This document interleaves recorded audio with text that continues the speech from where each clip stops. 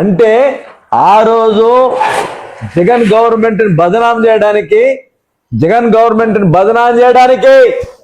పవన్ కళ్యాణ్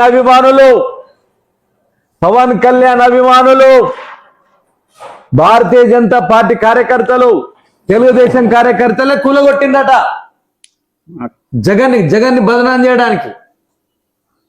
వాళ్ళు పట్టిండు, కథం లోపల వేసిండు, డీజీపీకి ఇట్లా పట్టిండు. మరి కాదని ప్రకటన చేయవేందుకు?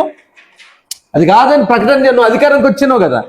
అంటే అధికారం రాకముందేమో దేవుళ్ళని అడ్డు పెట్టుకుంటావు, అధికారంకి వచ్చిన తర్వాత ఇప్పుడు దేవుళ్ళని ఇట్లా అడ్డు పెట్టుకుందాం అనుకుంటున్నా. వస్తారు వెళ్ళి కబడ్దార్ బిడ్డ.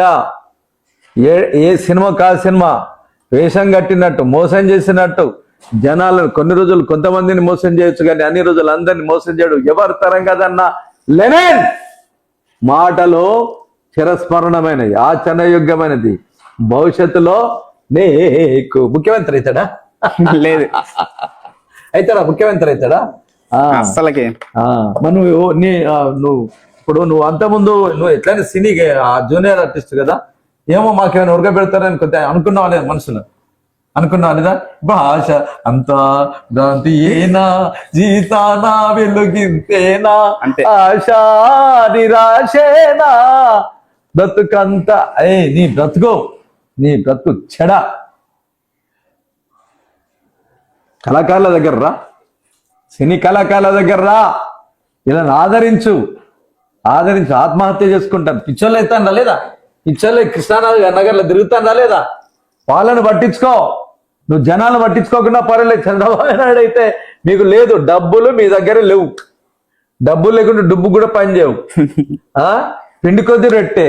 అక్కడ నరేంద్ర మోడీ మీ డబ్బులు ఎత్తుకపోయి వాళ్ళకి ఇచ్చుకుంటా ఉన్నాడు, భారతీయ జనతా పార్టీ రాష్ట్రాలలో ఇచ్చుకుంటా ఉన్నాడు. మీకేమి మీరేమైనా ఉరగ పెడతారని చంద్రబాబు నాయుడు, పవన్ కళ్యాణ్ మీకేమైనా ఉరగ పెడతారని నీకేమైనా ఉన్నదా? కళ ఉన్నదా? ఆశ ఉన్నది? ఏమన్నా ఆశ ఉన్నదా?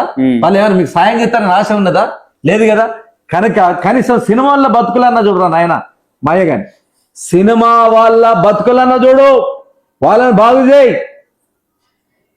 వాళ్ళు మేకప్ వేస్తే, వాళ్ళు బట్టలు చదివితే, వాళ్ళు డైలాగులు రాస్తే, వాళ్ళు స్క్రిప్ట్ రాస్తే, వాళ్ళు డబ్బింగ్ కి మొత్తం సహకరిస్తే, వాళ్ళు మ్యూజిక్ కొడితే, వాళ్ళు పాటలు పాడితే, మీ డూబుగా వాళ్ళు కాళ్ళు ఇరుక్కొని చేతులు ఇరుక్కొని కింద పడితే జూనియర్ ఆర్టిస్టులతోని నువ్వు డబ్బులు సంపాదించాను. అవునా కదా? అవునా కదా? నేనంత ఫేక్ హీరోనా కదా? వాళ్ళేమో అసలు సిసలైన హీరోలేమో జీరోలకి బతుకుతాం, నువ్వేమో ఫేకోడివి.